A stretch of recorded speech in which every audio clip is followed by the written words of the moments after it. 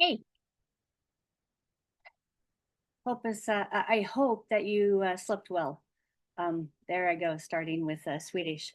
Now, the video letter six, ooh, that was heavy. So heavy, heavy, heavy, heavy. So, um, it's not supposed to be that heavy,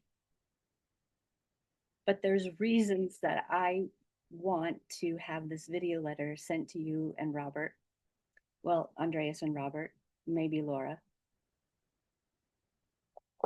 maybe Håkan.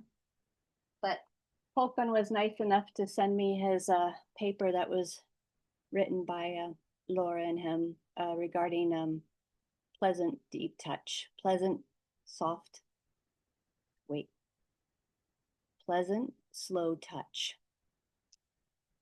Yeah, so that was done August 2020, and it was it was Ardam Pataputian's team at Scripps Research that found out about PZO1 and PZO2 in 2015, 2018, and then the Nobel Prize was 2021. So it takes a long time for science to be translated into regular speak, and then to go into the doctor's office, and then for the doctor's office to translate that and trickle that down to us. And I'm here to say I want I hope we can change things because cute pictures. I took a class from Sue Hitzman one time, and she had said that don't show me pictures of your kids. Um, but uh, I am. So that one is is showing the 1 day old, few hours old. This little one is my daughter, and you can see that she's already gripping. So no one taught her this. She learned it all on her own. So the thing is, she was so very tiny. She was a couple weeks early. No, three, maybe 4 weeks early. So what I was told was her due date was, estimated. And with all the advances in medicine, um, babies come when they want. And she came when she wanted, fast too, much faster than the midwife thought. So this is a few days later, and you can tell by the pacifier in her mouth, which is a normal size. It's about the size of her head. So even the diapers that were for preemies, they went up to her armpits. Yeah. And this little shirt, this little shirt, Power of a Girl to Change the World, is was a dress on her. And she wore that for years later. Thank you, Adrian and Amy, for giving me that cool dress. So let's show you. Yeah. So there's my little Buddha picture of her. This is the day we brought her home from the hospital. And if you can see my thumb, it's the size, she's the size of an Android phone. And who would have thought that her little body could survive all on its own? But it didn't survive all on its own. I had to help. But here's the thing, as she develops, she grows. This is her cousin right next to her. That was 6 months old. So it shows you the size difference. Oof, sorry. Somebody's breast is in there. Don't know who that was. Anyway, this video is for kids. So my daughter next to her cousin. So as they're developing, they need a little help. Of course, diapers. And here's the thing. I, with all the interaction that she had with adults, she learned to not only take a bottle, but she learned how to swallow all on her own. She learned to like certain foods, and that particular food was blueberries. Did she ever love blueberries? And at this point, you can tell we forget how messy we are when we're eating. We don't know where our mouth is. We don't understand how to move our head in order to get the food in, but we learn. We learn through experience, through trial and error. We learn again and again and again because we keep on doing those things and we forget all of this. But the deep retinaculum, the deep retinaculum that our wonderful researcher in Italy has talked about. That deep retinaculum is not in the is not, what did she say? Retinacular are not found in the fetus. Page 82. So continuous mechanical load in the newborn stimulates the deposition of new collagen fibers along specific directions, resulting in the formation of retinacula around joints. So the strength in her neck to hold up, that had to be learned. And she learned it all on her own. I didn't have to teach her, but through wants and needs and desires, she organized all of this on her own. This is what the body does. That's why Peter Sterling talks about allostasis. It's a natural, I hate to say it, it's a natural program. But here's some expression. So this is a little girl growing up, and then she's recognizing her mom. Pretty cute, but also, I mean, pulls on my heartstrings. And so that emotional bond is forming, and eventually she's learning to reach for things. And it's not the last time she's going to sit at a computer, but that was the first time. And she knew exactly what the keyboard needed to do, and she pounded on it. Well, didn't make any sense. So when she's growing up, fantastic, isn't it? She really did like blueberries and avocados. Yeah. So I have to keep her warm. And yeah, we went out for walks an awful lot, but her body has to learn to regulate its own temperatures because that brown baby fat is going away. But she did learn to sit up.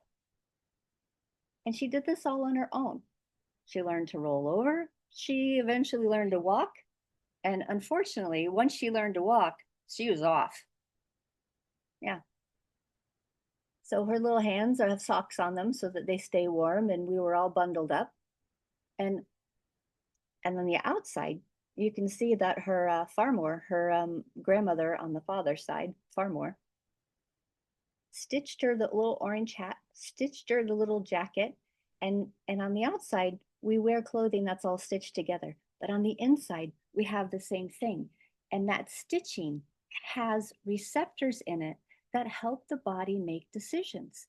And time again, we are teaching it. We are learning. And for some reason, we think that once we're done with school, we're done learning. Oh my gosh, 53 now.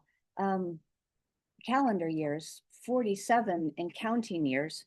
And and and this is what we get when she's cute and she's gone to kindergarten.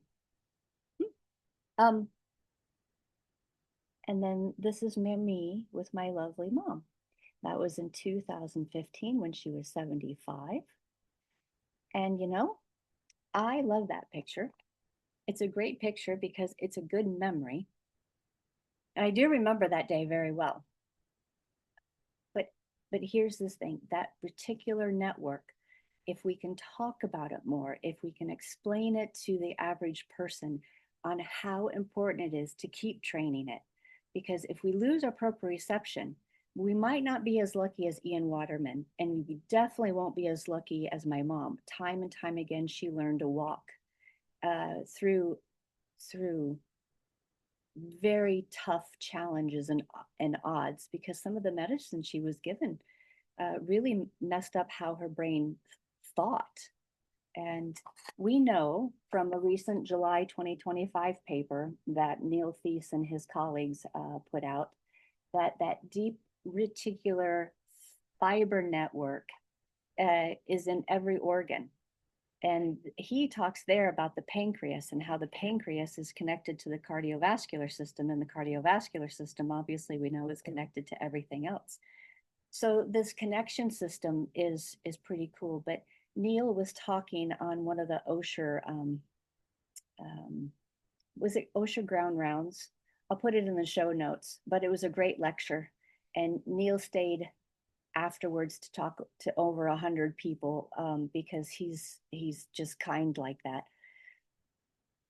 And before his chat ended, the whole lecture series, he said, people deserve to die better. And I can tell you, she did deserve to die better. We found osteopathy very late in her life. So around 75 is when she started with it. And then because she was feeling really good, she thought, oh, I don't need to do this anymore. So for several years, she stopped paying for it. Also, care of the elderly in the United States is hugely expensive. And unless you're dying, you really don't get a lot of help, which is the wrong time to have the help, honestly. Um, so video letter 7 is short. Um, it's mainly to say that I think we can do a much better job delivering mechano-therapeutic interventions so that we can see more than just children learn to thrive. We can thrive throughout all of our life, but this little one figured out how to get the cake to her mouth, not because I taught her, but because it's cake and definitely ice cream. And her cousins decided that it was easier to eat the cake with their fingers. And you can see there was a few problems finding their face. Sorry, finding their mouth. They found their face pretty easy, but finding their mouth was a little bit odd. I have to say, this little guy is as adorable as he is. He was a tank. Coordination not there at all for walking. So you just have to watch out because when he's going, he's a bull in a china shop, and he went full steam ahead.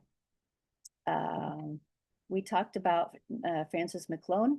We talked about their microneurography that is really figuring out how to locate these slow touch receptors that have so much to do with the emotional regulation of our body.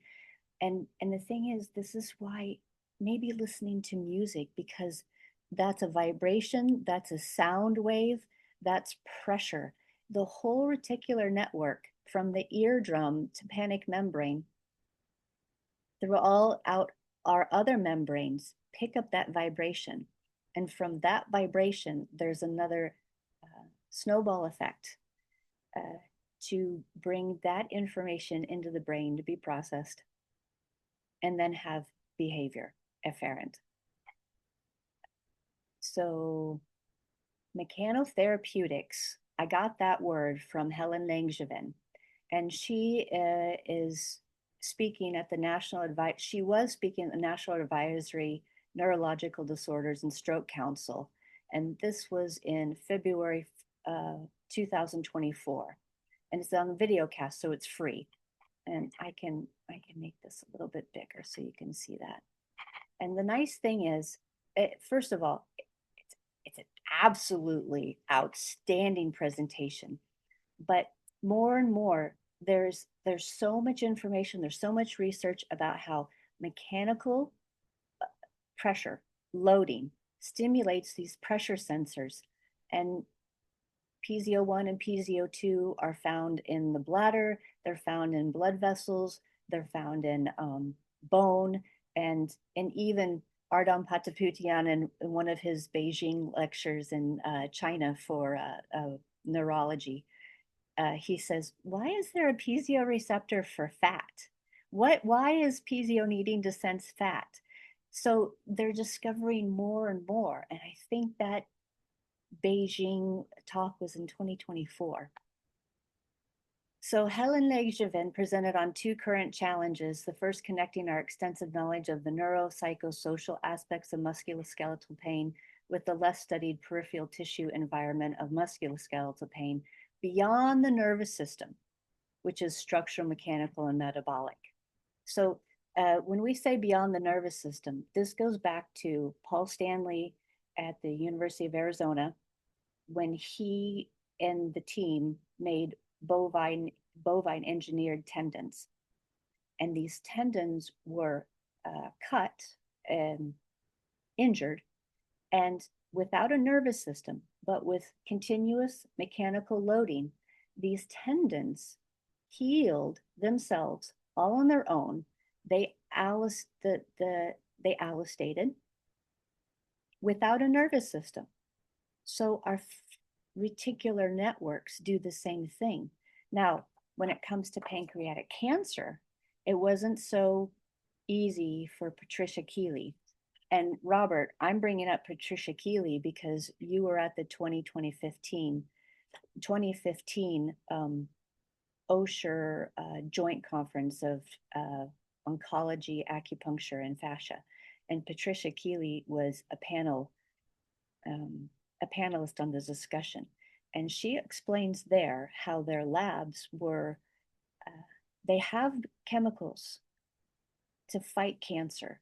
But the problem is when the cancer gets into the pancreas, it is so congested. It was so thick because the hyaluronate had made these tangles and bundles, the same kind of tangles and bundles Bennett Omalu found in Mike Webster's body in the brain.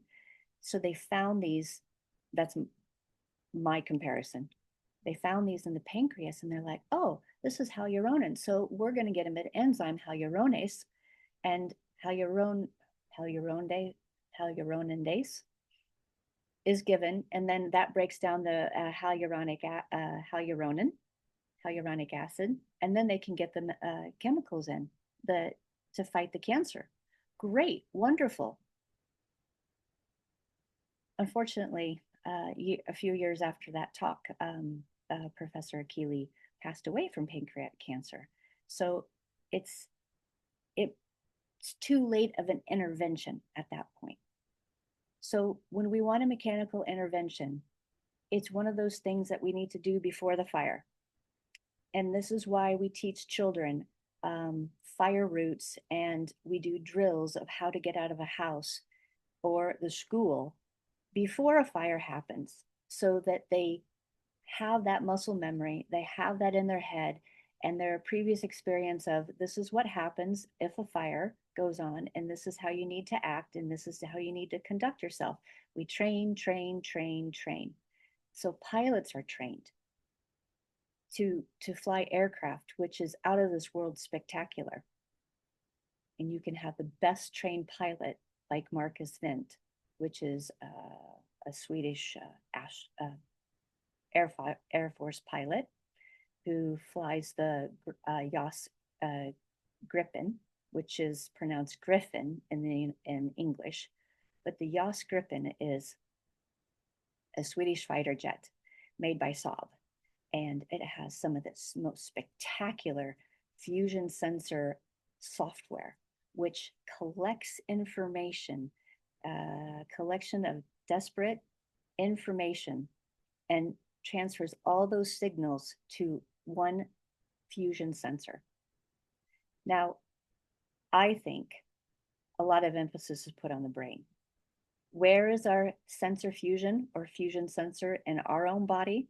I have my own opinions, but every time we stimulate it and we increase that bucket brigade information, where one bucket goes to another bucket, goes to another bucket, in that sort of series, we all lay down experience. And when we are